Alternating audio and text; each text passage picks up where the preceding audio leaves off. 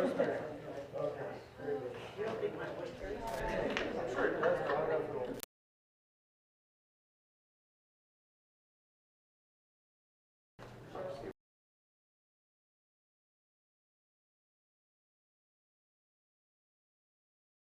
And Stephen Howe and Scott Hill from the Dickinson.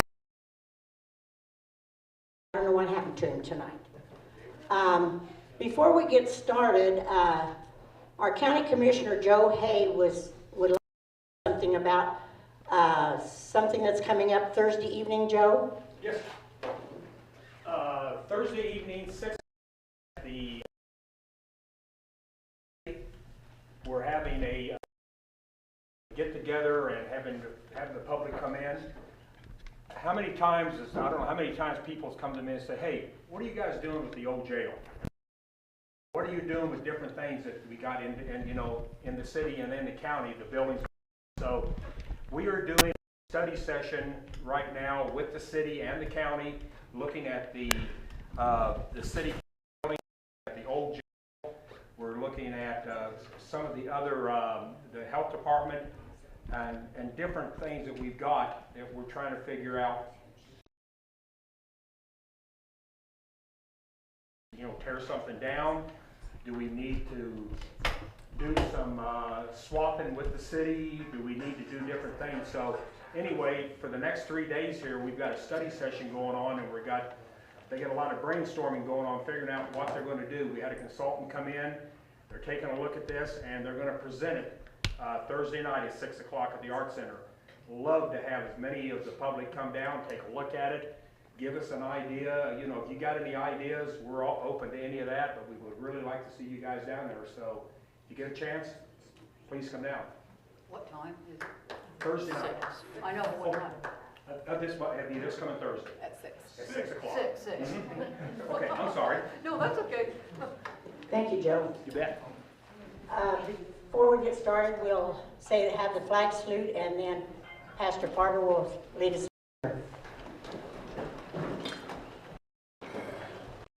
I pledge allegiance to the flag of the United States of America and to the republic for which it stands, one nation under God, indivisible, with liberty and justice.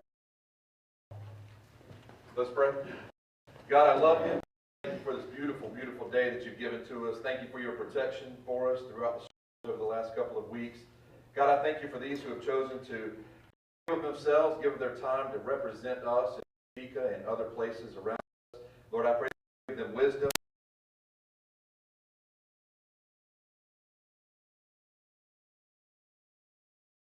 Bless this gathering, honorable in your sight. We ask in Jesus' name, amen. Amen.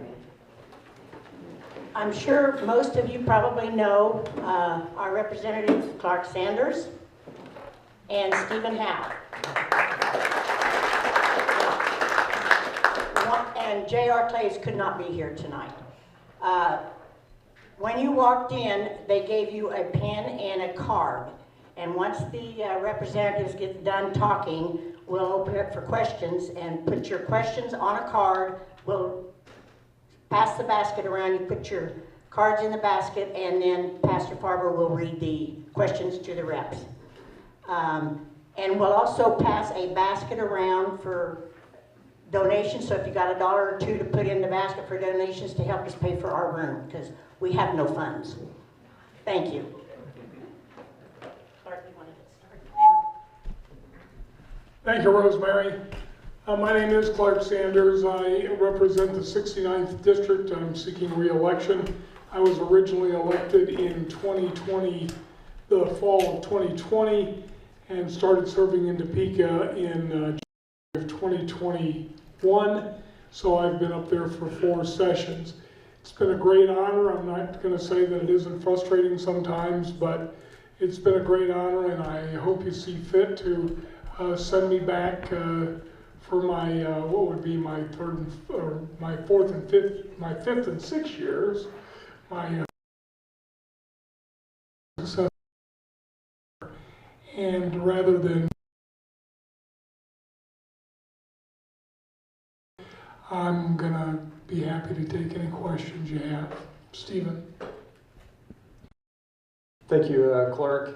Again, my name is Stephen Howe. I'm the state representative from the 71st District, which is basically the east side of Saline County. It kind of starts around downtown, and it kind of, the border goes down close to Kansas Wesleyan, Sacred Heart, and down south, Ohio, and so everything east of Ohio is generally mine in my district. So I currently serve as chair of the Higher Education Budget Committee and serve on the Appropriations Committee in the House. You know, there's a lot that we can obviously talk about our last few years up in Topeka. You know, when we were first sworn in, January 11th, 2021, it was still, you know, the pandemic was going on, and they would only allow, I think, 11 of us in the chamber at a time to be sworn in, and they made us wear masks and things like that, and so we took our oath office with a mask on. So it was very strange, even looking back at some of those pictures. So it kind of feels like we're getting back to normal, but it still doesn't seem normal to me because everything has changed in many ways. But there's a lot of challenges before the state. I think one of the biggest challenges in our state is, from a budgetary standpoint, is the amount of state spending and the amount of different units of government we have in our state. That's something that's had been trying. A state senator tried to address it over 20 years ago and was not successful, but it might be something we have to tackle again because the numbers tell us a story and they're speaking to us, and it depends how we respond to those numbers. If you compare the state of Kansas to our surrounding states, we have the highest debt per capita than any surrounding state.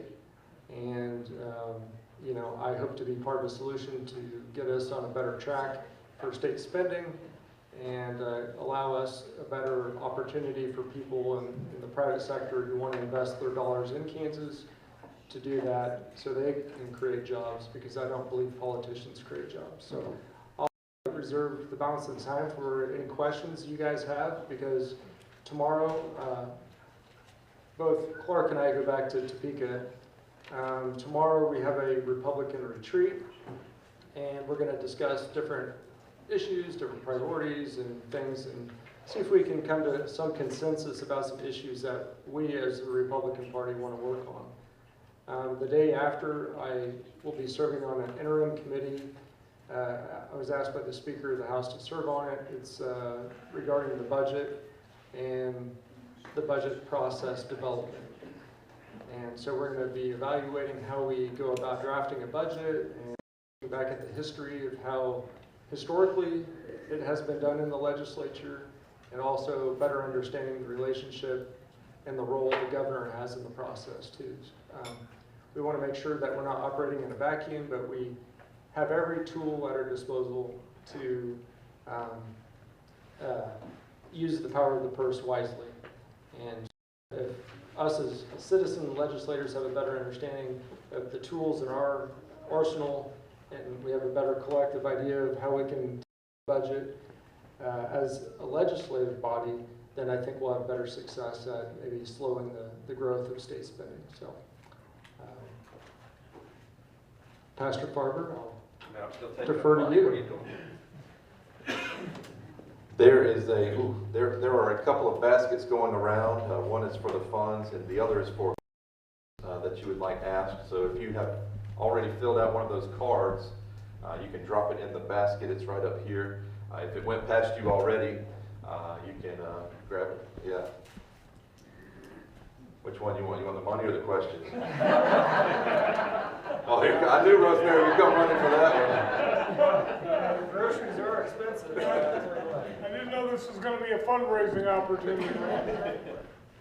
All right. Anybody else? Got some more back here for sure. Sorry, guys. If you haven't filled them out yet and you fill them out a little later, just hold up your hand and he'll come. Try to mix these up for you. I was told to have the flag as a backdrop behind me, so. Why? I think I covered the whole flag. Why is that funny, Joe? I heard "Thank you, Joe" a minute ago. I thought I was at the wrong place tonight. The other convention is saying "Thank you, Joe" a lot. I always get you two mixed up anyway. This isn't a stand-up comedy. Clarke Sanders. That's true. Clarke Sanders. Yes, sir. Stephen Howe. I've got to put on my glasses. Let's see. You claim to have helped rural hospitals by increasing Medicaid reimbursement rates. Yet you've consistently voted against Medicaid expansion, which should provide continued funding to rural Kansas hospitals and access to health care for Kansans. How do you reconcile these votes with your commitment to supporting rural hospitals? I don't think we've had very many votes on Medicaid expansion. I'm not sure that we've had any on the floor since I've been up there. I oppose Medicaid expansion. There are some rural hospitals in our area that have closed. Medicaid expansion wouldn't have saved one of them. Medicaid expansion is too expensive. Medicaid expansion would allow a bunch of 19 to 60-year-old able-bodied people who really don't need Medicaid expansion on the rolls. Name me one group that needs Medicaid expansion that isn't already covered. There are different population groups that are already covered. We don't need Medicaid expansion. There's no way to know how much it is going to end up costing the state. It's not like it's free. It's not like the federal government would come in and pay for all of our Medicaid expansion. And the fact of the matter is that state after state that has expanded Medicaid is finding that their portion of the bill keeps growing and growing.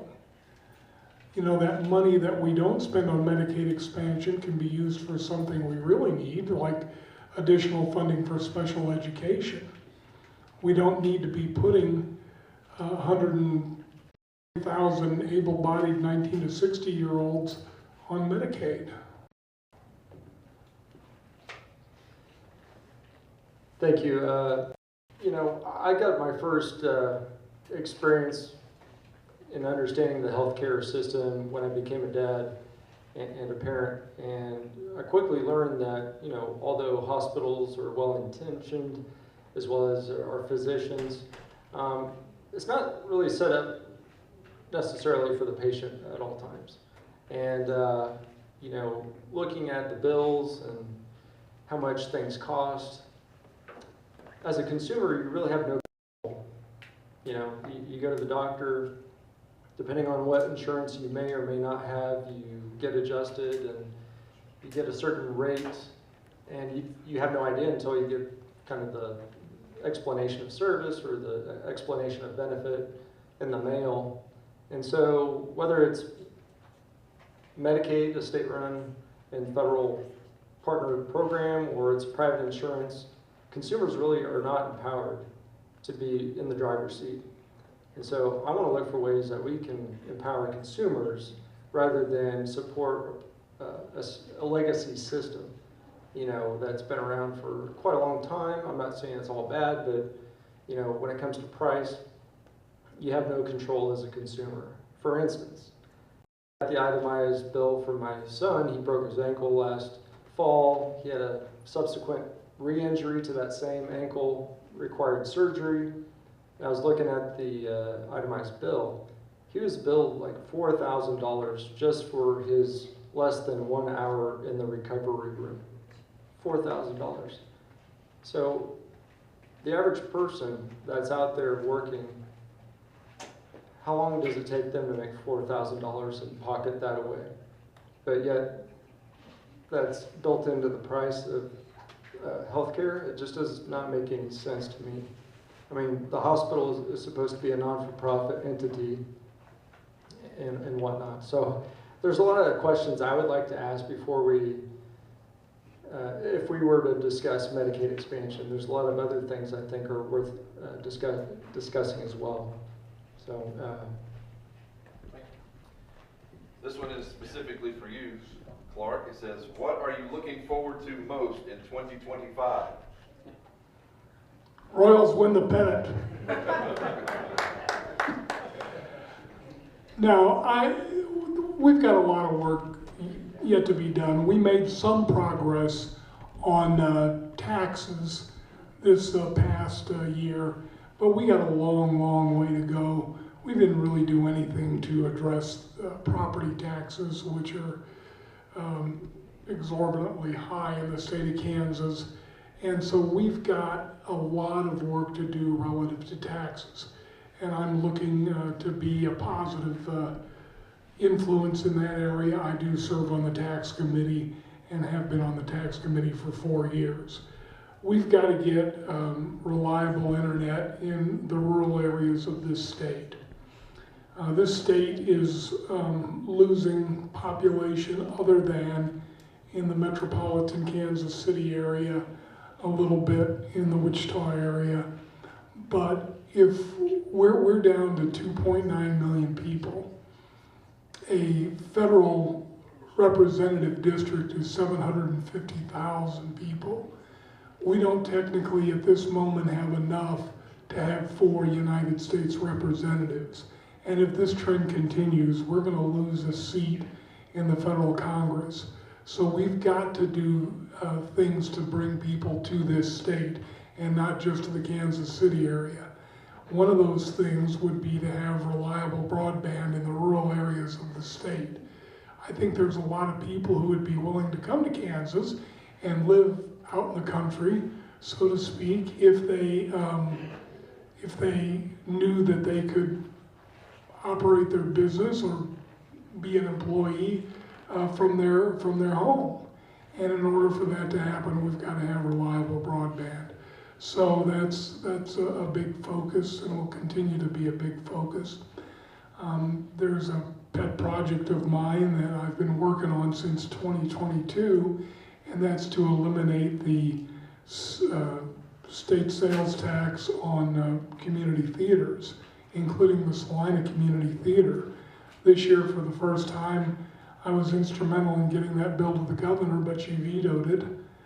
And we didn't have a chance. She vetoed it at such a time that the legislature wasn't going to be in session with an opportunity to override her veto. It passed in the House with 102 votes. It passed in the Senate with 32 votes.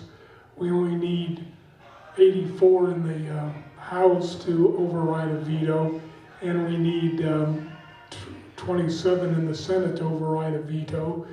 But she was clever enough to veto it at a time that she knew we couldn't vote to override it. So I've started that work. I've been working on that for 3 years, and I want to get back and I want to get that done this year, in 2025, if I have the privilege of returning. Thank you. Steve, do you have anything you're looking forward to this year, or you just want to let Clarke have that? Next question. Point taken. This question says, is there any chance of passing anything to limit or ban abortions in the state?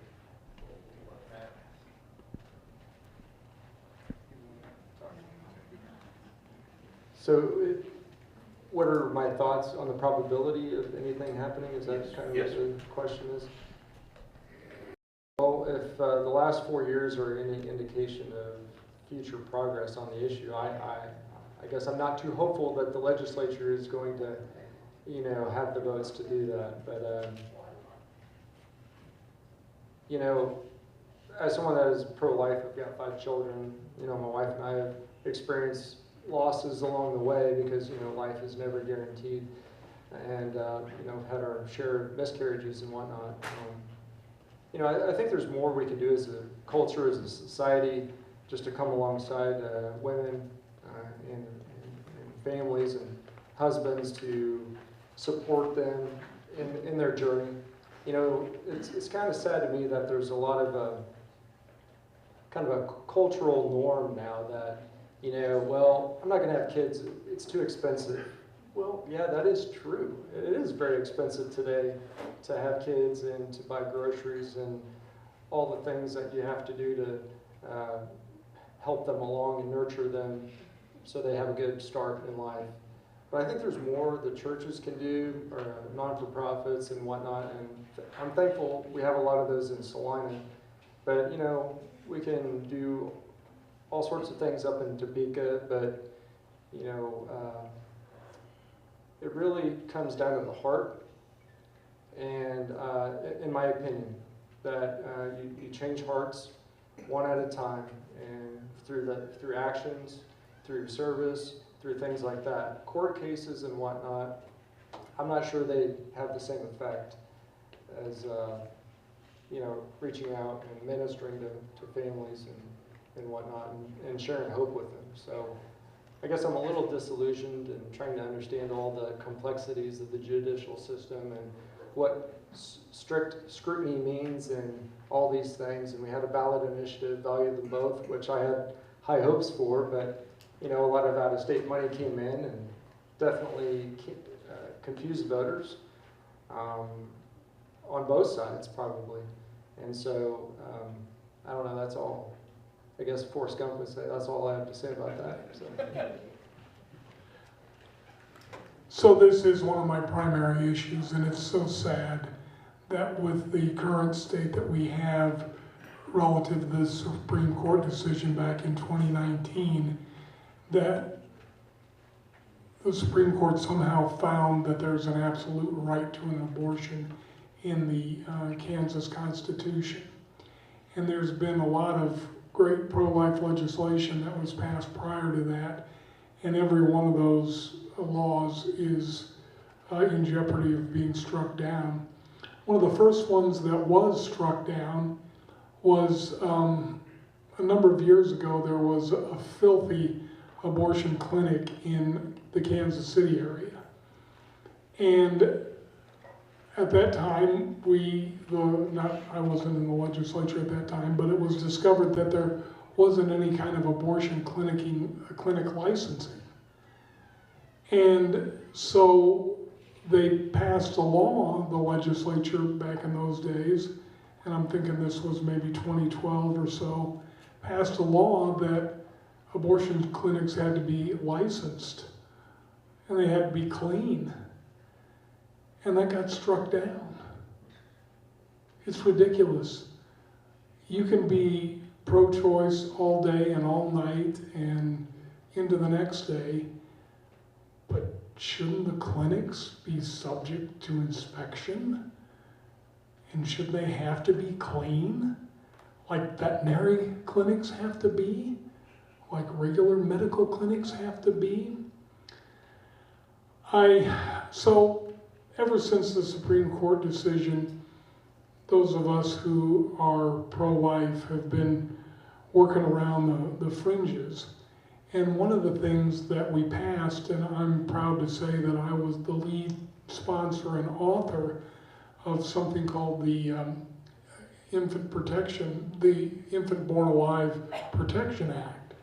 And what this simply said was that if a woman goes in for an abortion and the baby somehow survives the abortion, that you have to render care to that child.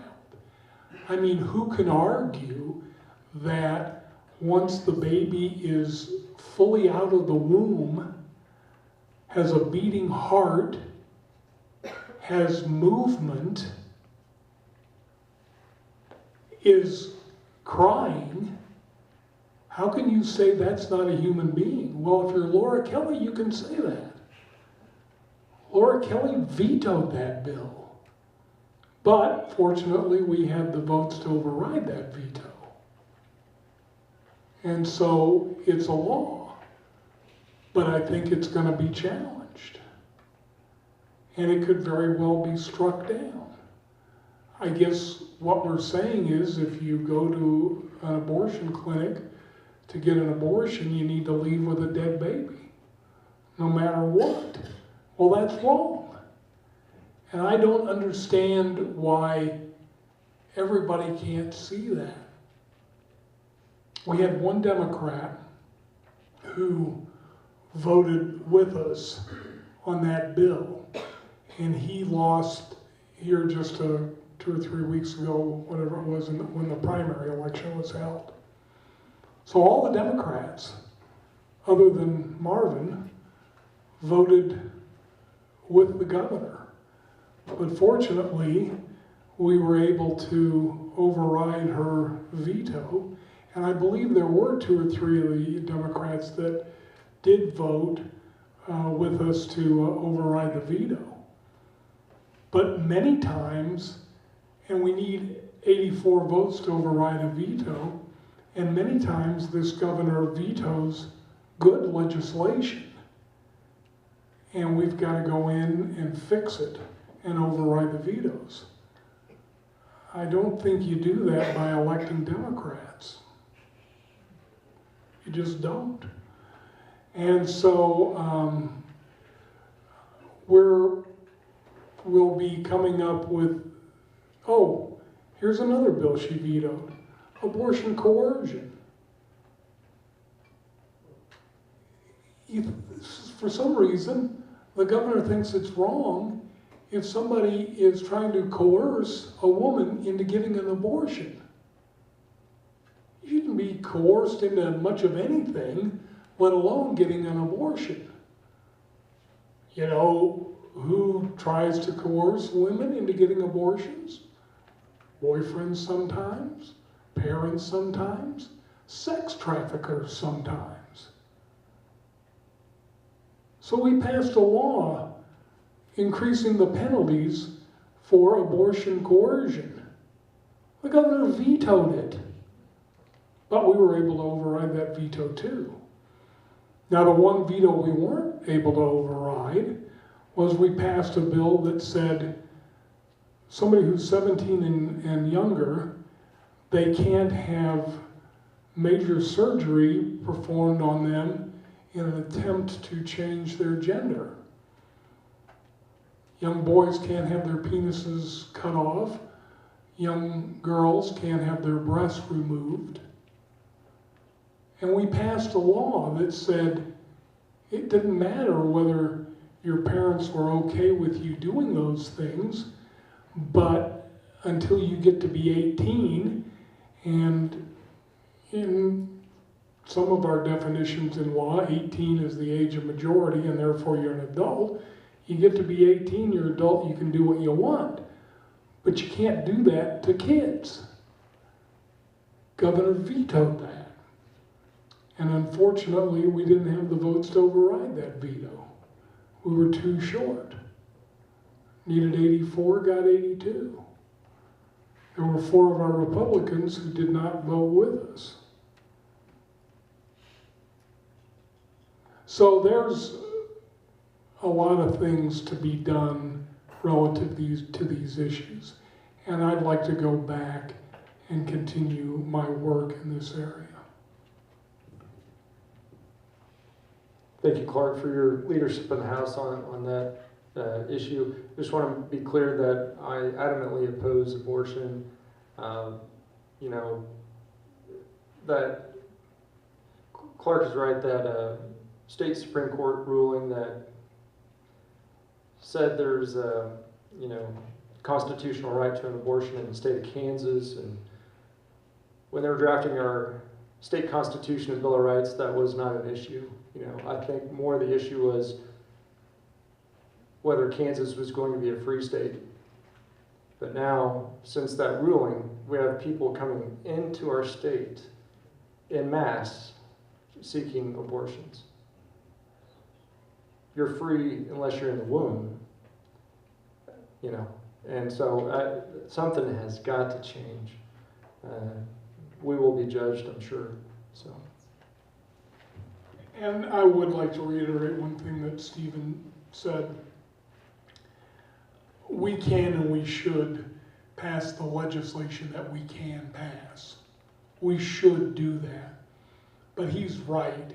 it's got to change in people's hearts.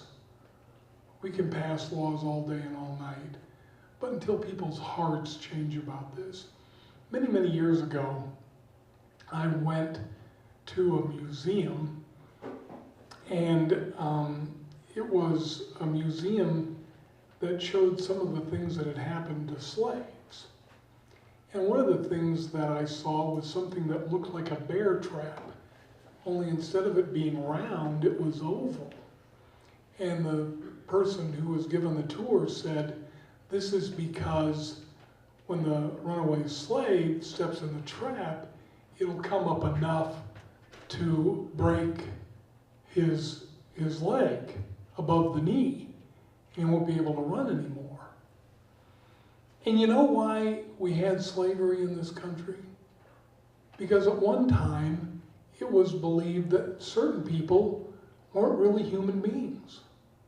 And we didn't have to treat them like human beings. Treat them like animals. Well, that's the way it is with the abortion issue. That's an unborn baby, an unborn human being. Some people don't get that. And until your heart changes to the point that you understand that that's an unborn human baby, we're not going to see change. Not real change, but we do what we can. This question is for Representative Howe. It says, what debt does Kansas have? And a follow-up to that is, what spending, if any, are you proposing to cut? All right, so I just wanted to get to my Kansas Fiscal Facts is a huge publication. The Kansas Legislative Research Department, there are Kansans that work on your behalf, on behalf of the legislature. They do research. They really study the agencies. They study budgets. They give us all of the supporting information we need to hopefully make informed decisions. So if you look at the state debt right now, the projected principal balance as of June 30th, this is projected, June 30th, 2025 is $3.8 billion. And the debt service is attributable to 36% is to highways, 26, almost 27% is to Capers pension bonds, 18% is our state universities, revolving fund water projects is 6.6%, and all the other agencies are about just over 11% of that total state debt.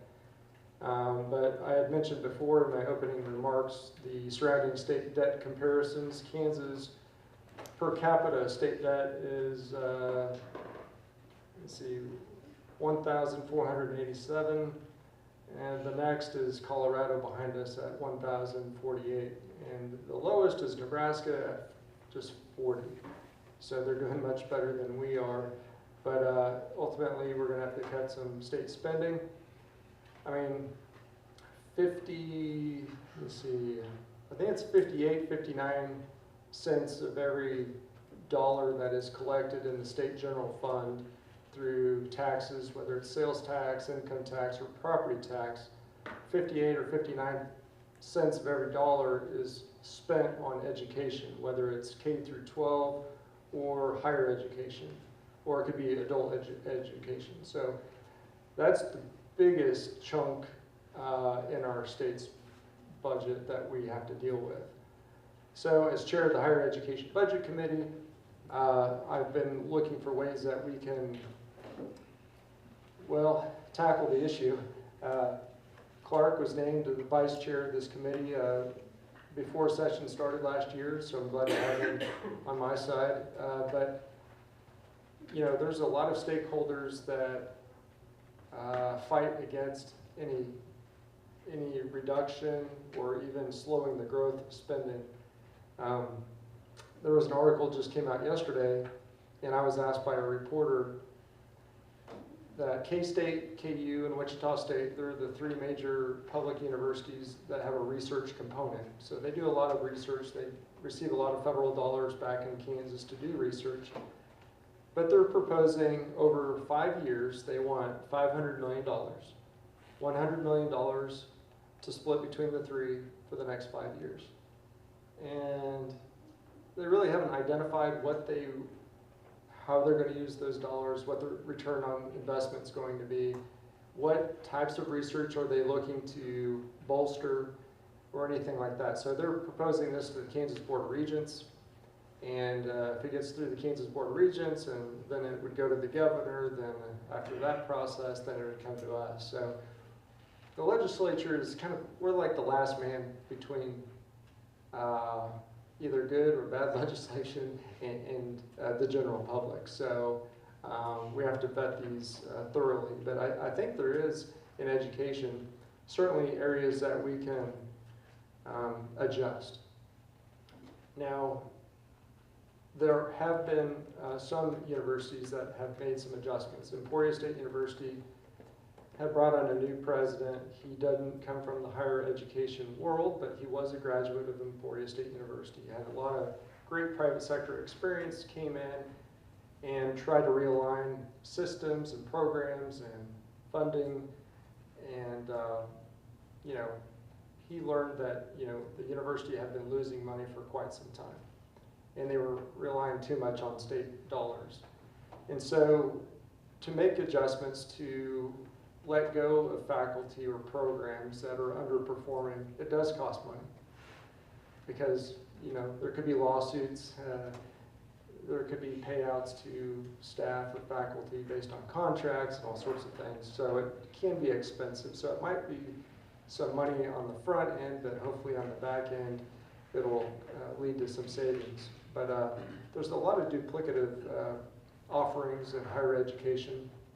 I think on KU's website it says they offer 400 degree programs and certifications. That's quite a lot. I've been trying to encourage the institutions to narrow in and zero in on what they're really good at. What is your bread and butter? And let's invest in those things. You can't be all things to all people. And so, it's an overwhelming prospect of what we have to deal with. And I don't know, it's going to take more than just the legislature. It's going to take, alumni. It's going to take you guys putting pressure on us, but also on your, if you've gone to college here, one of our institutions, to contact them, let them know what your thoughts are. But we have 6 regent universities in Kansas. We have 7 technical colleges. We have 19 community colleges. We have 20 private, not-for-profit, independent colleges, like Kansas Wesleyan University. That's a lot of higher education for a state of under 3 million people. And so I applaud the universities for trying to reach out to out-of-state students. Emporia State's fully eliminated out-of-state tuition for anybody wanting to come to their institution. Wichita State's been very aggressive about offering some of those same things to people along the I-135 corridor, going down to Dallas-Fort Worth and through Oklahoma City. There's a lot of students coming up this direction because it's more affordable up here, but they keep asking for more and more money, and I don't know when it's going to stop. And I've asked the institutions, what are you willing to give up? If you want this additional research money, what are you willing to give up? But you never really get too much of an answer. So I have a feeling they feel like they can outlast us. So because legislators come and go, and so. This is a very specific question. It says, why do people that have boats pay the same property taxes on their boats as they do as their home? I didn't know that was the case. Property taxes, as you were probably aware, is mainly a function of local government, of county and city government. The money that Kansas generates via the tax, for the most part, not exclusively, but for the most part comes in through income tax, and then it comes in through sales tax. There, in this last tax reduction bill that we got passed, we were at 20 mils of property tax. We reduced that to 19.5 mils. The Republican proposal was to reduce it to 16 mils. I think there was even some talk of 14 mils, but the governor wouldn't go for that. She went for a half a mil. So property tax questions are probably better suited for Joe Hay or any of your county commissioners. And Joe ran out, so good luck catching him. It's not because of that question, he was gone earlier. What is your opinion on term limits for state legislators? Well, that's a good question. You know, I did sign the U.S. Term Limits Pledge when I first ran for office because I had experience working for 2 members of Congress and seeing the dysfunction up in Washington, D.C. and whatnot. You know, we do have term limits, and it's called voting, getting off your butts. I'm not saying you guys are engaged, you're here, but the people that are not engaged, you know, we have term limits every election cycle. But it just seems to be a lot of apathy out there. I don't know if it was 16% of the registered voters in Saline County showed up. 16 and a half, come on. Oh, well, 16 and a half. So I don't know. I haven't heard of a proposal for the state legislature. I certainly don't plan on doing it forever. It's not necessarily as glamorous maybe as some people think, but you know, I do think it's important, especially the citizen legislator model of government. You know, as we look for ways to enhance and support legislators that are taking time to serve up there, which they did, and we will receive an increase in salary, which was kind of a weird deal the way it happened. But I'm glad to go into that more. But ultimately, $88.66 a day for a salary, I think it had been in place for over 30 years or something like that, or maybe 25 years. I mean, it's hard. So I'm not knocking people that are retired, but most of the people up in the legislature are people that are retired or can't afford to be there. And so there was a commission that was set up to evaluate legislative pay and what could we do to update it to hopefully allow more people in the electorate to get involved and to put their name in the ring, because maybe they think they could financially afford to maybe take off some time from their other day job, or if they get some leave if they're a teacher, to go serve in the legislature. So I've been skinning it by the hair of my chin the last 4 years. So I certainly understand what it takes, and I drive back and forth every day when I go up to Topeka. I have 5 children, so I want to be home for bedtime, and my wife has to go to work because she works in the evenings. Between her and I, we work 3 jobs, and we barely make it. And I think having someone up there with that perspective and that season of life is important. And it's, so, yeah. So the legislature needs more guys like him and less guys like me. That's just a fact. How about girls? Okay, girls too. Guy is kind of a generic term. So. All right, you're just being difficult to get along with, John, because that's what you do. Relative to term limits, anybody want to take a guess? So you get elected to the House. We're elected to 2-year terms. So what do you think the average stay for a legislator in the House? This isn't in the Senate, where you're elected to a 4-year term. But what do you think the average length of stay of somebody elected to the House is? Anybody want to take a guess? 6 years? 10 years? 4.1 years. 4.1 years. You know, so I'm running this time to bump that average up a little bit, I guess. So we don't really have an issue at the state level. Now that's way different at the federal level. And I support term limits for federal legislators, both in the House and the Senate. Too many people have gotten away from going up there, serving 8, 10, 12 years, and then going back home and being a blacksmith or doing whatever they did before they got elected. It's become a career, and we have some of those career politicians here in Kansas. And the Republicans, I know them all, I like them all, but you know, it's time to do something else. You know, God bless him, Pat Roberts was up there 40 years. That's too long. Doesn't mean he didn't do a good job when he was up there, but you know, there is such a thing as fresh blood. So I definitely support term limits on the federal level. It's not a problem at the state level, so I don't support it at the state level. If it were to become a problem, I would support it at the state level. Representative Howe, I believe you brought up senior citizens and property taxes. This question says, has the state of Kansas ever considered giving senior citizens a break on their property taxes? For instance, a ceiling on taxes or a homestead exemption, that type of thing.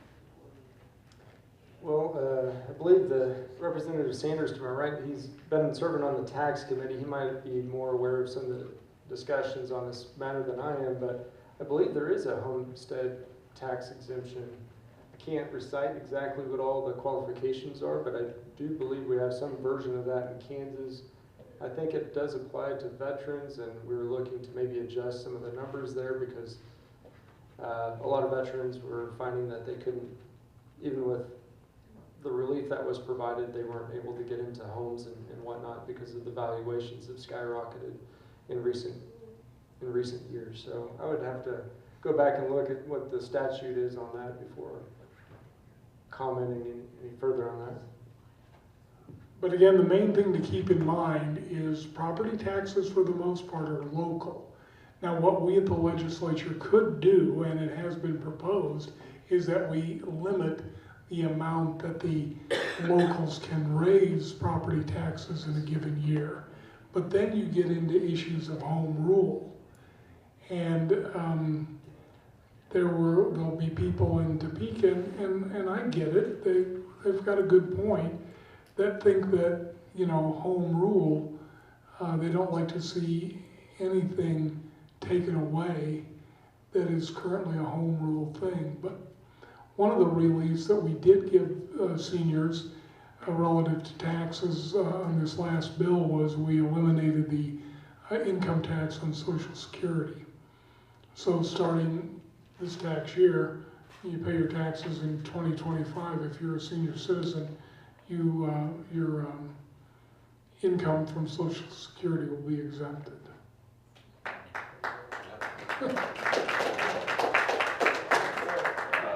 Clarke, this is a follow-up to a proposal you mentioned earlier.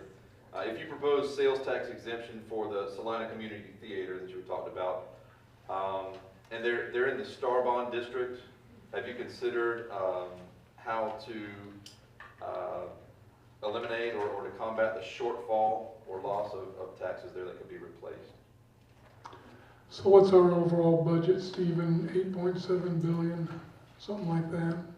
And just state general fund budget? It's over 10 billion. Over 10 billion. Pretty close to 11. So we've got a 10 or 11 billion dollar budget. The proposal that I have to eliminate the sales tax for community theaters, it would not only be the community theater here in Salina, but 5 other community theaters around the state, Wichita, Topeka, Lawrence, Atchison, Abilene. The total cost to the state for that would be $155,000. Now think of $155,000 in a $10 or $11 billion budget. It's definitely doable, so it wouldn't be an issue. All right. This question says, what are legislators doing to secure elections? Well, I wish a guy named Pat Proctor was here right now. He's the chair of our House Elections Committee, and he works tirelessly on that particular issue. There's a lot of things that have been proposed, a lot of things that don't get passed. One of the things that didn't make it was we ought to have a situation around the state like we have here in Saline County, in that there's one ballot drop box, and it's outside the city-county building. But that didn't make it. So in some communities, there's lots of ballot drop boxes. One of the things that we need to do is to limit those ballot drop boxes to one location that can be secured and monitored. You want in on that? I mean, it is a hot topic, obviously. I believe our elections are safe and secure in Kansas. We have some of the strongest election integrity measures in place in the country, and should be a model for many other states. And so I don't really have any reservations for any issues in Kansas that I'm aware of. So I will not be protesting the results of the election I'm involved in, win or lose, so for whatever that's worth. It's a very succinct question. It says, what is your moral compass? I'm a Christian. Jesus Christ is my Lord and Savior. My moral compass is the Bible. I would agree that having a solid foundation is imperative, especially in today's world. I didn't always have that solid foundation. I grew up, the only time I went to church was either a wedding or a funeral. I did have a neighbor, a very kind lady. Her husband was murdered in the late 70s, and after that she became a missionary, and she was kind enough to stop by, and she would pick me up, and I would go to Sunday school and whatnot. And so things like that over the years, seeds were planted. Wasn't something that blossomed overnight with me necessarily, but probably when I came to Salina, it was I was dating my future wife. We weren't engaged at the time, but we started going to church together. And the pastor came knocking on my door.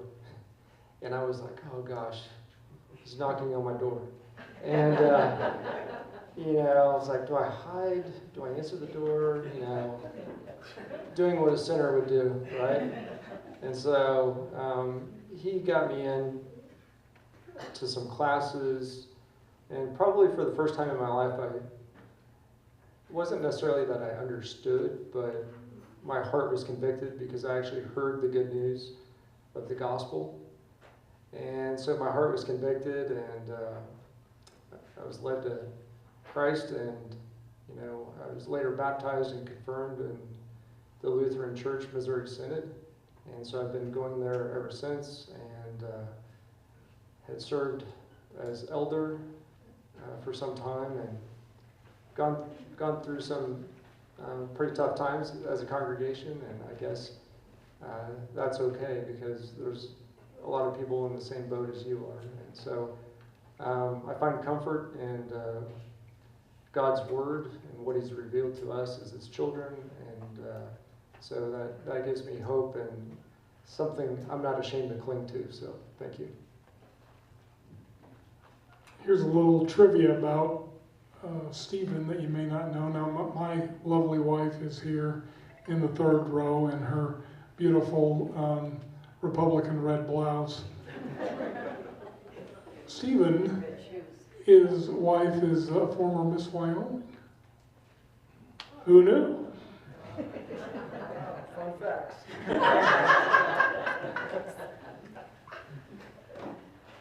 Learn something new every day. I'm having some trouble reading this question, so if it's your question and I read it incorrectly, feel free to correct me. By the way, you all have tremendous handwriting. How do you feel about renewing the ad valorem property tax to reduce the burden on local taxpayers? I don't think it much matters how we feel about it. It's not going to happen. I mean, it just isn't. And finally, we got it off the books here this past session. And so maybe it's a good idea, maybe it's a bad idea. It's not going to happen. Yeah, so as I understand it, that was part of the compromise between the governor and the speaker and the Senate president. And one of the things that was agreed upon was to do away with this ad valorem tax system or fund, but in all actuality, it hadn't been really used in like 20 years. Since the early 2000s, I think, was the last time it was actually utilized in its proper form or whatnot. So it's always been a talking point and something that's kind of stifled the debate on taxes and whatnot. So I think we can kind of move on from there and look for some other ways that we can tackle property taxes moving forward. So, Does anybody else have a question they did not turn in? Now we're going to know who it came from. Yeah, this one's anonymous. Hold on. Dig way down in there. There's another one. Oh, there we go. Oh, now we'll be able to tell which one's not who. Let's see whose handwriting I can read.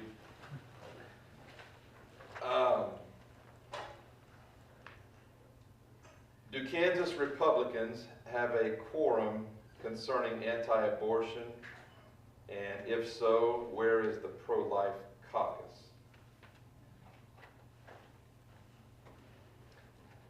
I would say there's not necessarily a quorum.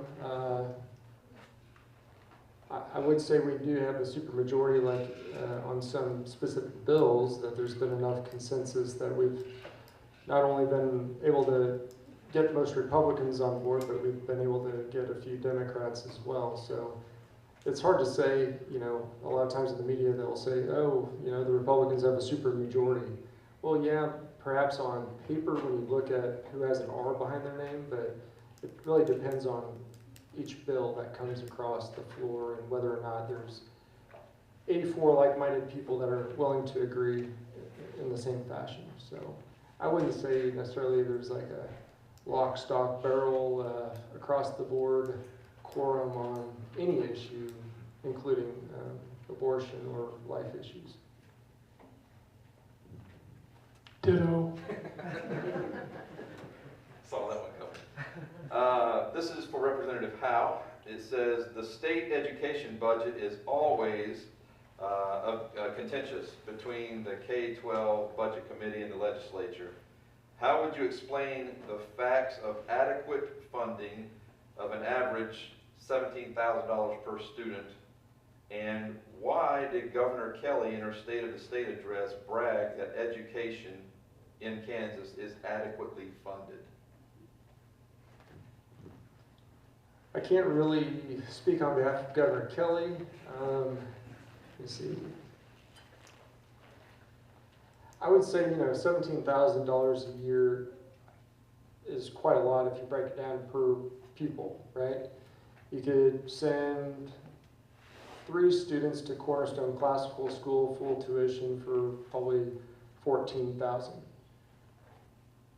And so I think there is maybe a question that we have to ask ourselves as it relates to dollars. But, you know, public schools do have to do a lot of things that private schools do not have to do. And a lot of that is because of federal mandates, special education reforms of the 1970s.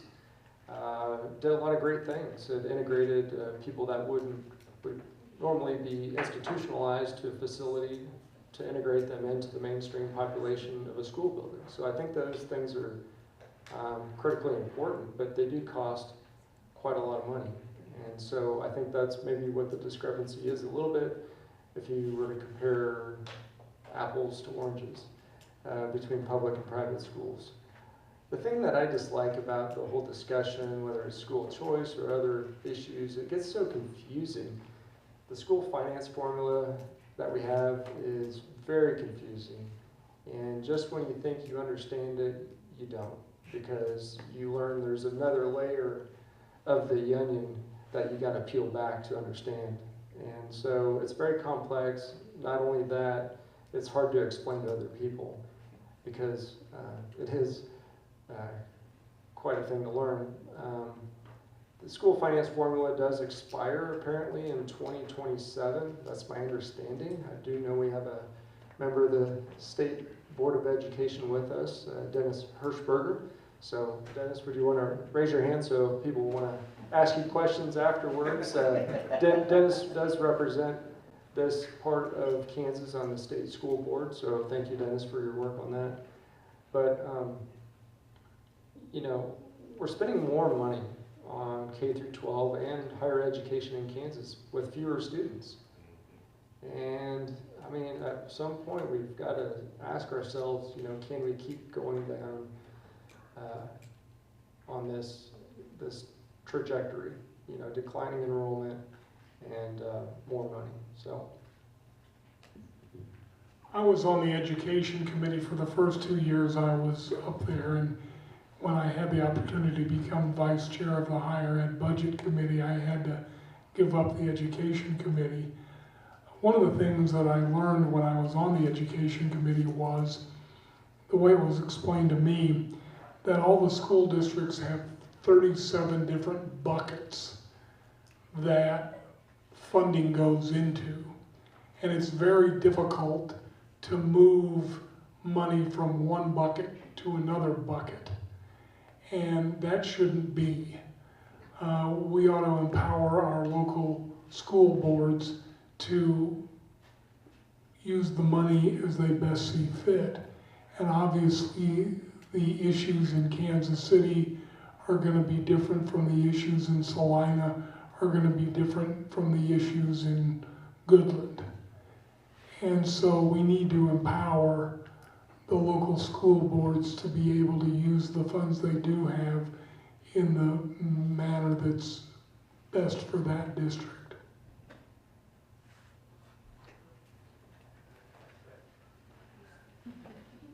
They answered every question tonight, so I believe there was one I could not read as hard as I tried. So if your question was missed, work on your penmanship. Does that mean? I'm not up for election, I can say it. Rosemary, where do you want to go with this?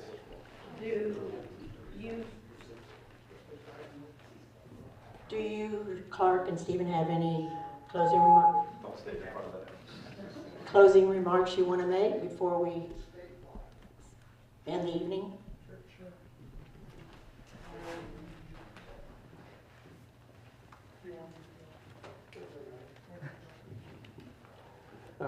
I really appreciate everybody that's come out, and I appreciate the Brigade for continuing to host community events that engage people that are interested and care much about what goes on in their community and state and country. And you know,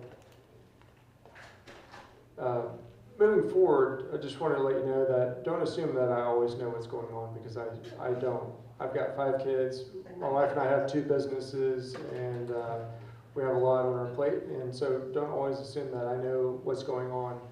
I hear and communicate with a lot of folks in my district that have particular issues with the state, and sometimes I can help, or I can point you in the right direction, or find a point of contact that might be able to speak to you, because if you're like me, you've had that phone call where you've try to again to get in touch with somebody, a real live person, and you haven't been successful. So usually we have some contacts that can hopefully return your phone call, get back to you about some whatever issue you may have. In October, I'll be up in Topeka for 2 days. The speaker also, when I said to the speaker, hey, if you need me on an interim committee, feel free to let me know. Well, I read the newspaper one day in the summer, and I guess I got appointed to the medical marijuana interim committee. So I guess careful what you wish for. But if you guys have any particular feedback for me or concerns or questions that you want me to ask when I'm on that committee, let me know. I'm not really sure what the format of the committee is going to be. It was requested by a state senator from the El Dorado area, and so I think there are some people down there that have a financial interest in seeing medical marijuana come to fruition in Kansas, so that might be the reason that committee came about. So feel free to contact me. I've got some business cards, so after the meeting, if anybody wants one, I'll be glad to give it to you. Thank you. I would just conclude by asking for your vote, but even over and above that, encourage everybody to get out and vote. I was raised that it's your duty and responsibility to go to the polls and vote. Now that being said, you guys are all doing a great thing here tonight. You're informing yourself. And whatever opportunities you have to inform yourself by meeting the candidates and that sort of thing, you need to do that, because it's not only important to vote, it's important to be an informed voter. Now Stephen here, he didn't have a primary race, nor does he have a general election opponent. So if you were thinking about giving money to him, don't.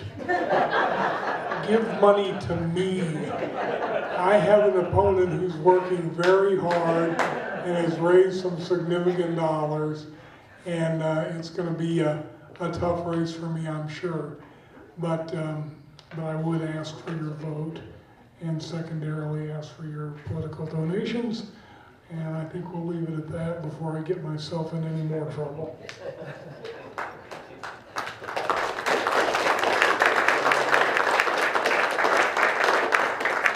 Tina and I want to thank all of you for coming out tonight. We have a nice crowd, and I want to thank Dennis Hirschberger from driving here from Hutchinson to attend this, and we also have 2 local school board members here, Bonnie Schemberger and Paul Gebhardt, and one of our commissioners left, and one of our commissioners that is running in the November election has left. So, like Clarke and Stephen said, get out and vote.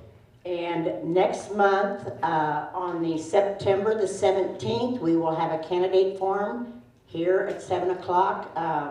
So watch for the news on the radio and on our Granny Brigade page, and try to come out and learn your candidates. I know we have Clarke Sanders and Lori Blake here tonight. They will be hopefully here at the candidate forum. And in October 15th is Roger Marshall will be here. And I'm not sure of the location for Roger Marshall yet. We've got some things to work out before we decide what location we're at. And if you forget the dates, the Granny Brigade's our activities are always on the 3rd Tuesday of the month. So if you forget what day it is, it's always the 3rd Tuesday of the month. And it's usually always at 7 o'clock, except Roger Marshall's will be at 6 o'clock at his request. So, Tina, do you have anything to say? I want to thank you all for coming out tonight, and if you can and are able, please pick up your chair, and we'll bring the rack out here and we'll throw our chairs on. Thank you. Thank you, everybody. Thank you.